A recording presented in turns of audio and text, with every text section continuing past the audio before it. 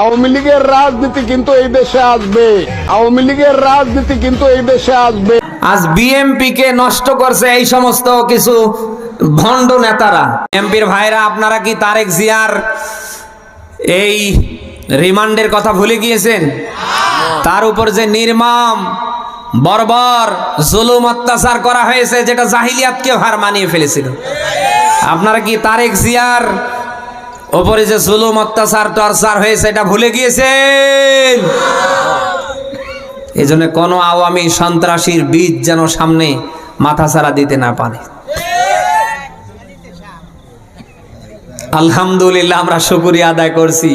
এই আওয়ামী সন্ত্রাসীদের এই সারপোকারা যারা যেখানে ছিল কেউ নেই, সব দিল্লিতে পালিয়ে গেছে।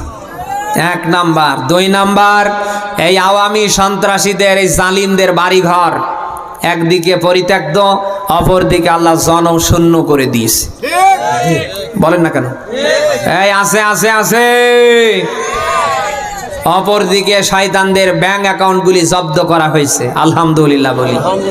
আমরা আশাবাদী, এই 1.5 দশকে যারা মানুষের উপরে জুলুম অত্যাচার টর্চার করেছে, যাদের লাগেনি কোনো ভোট, মনে যা চায় তাই যারা চালিয়েছে, একটাও বাঁচতে পারবে না। প্রত্যেককেই সামনে বিচারের মুখোমুখি হতে হবে ইনশাআল্লাহ।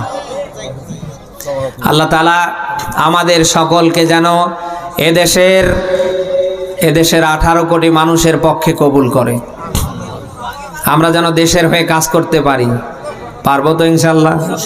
কারা পারি দেখি, লিল্লাহে তাকবীর। আল্লাহ যেন কবুল করে।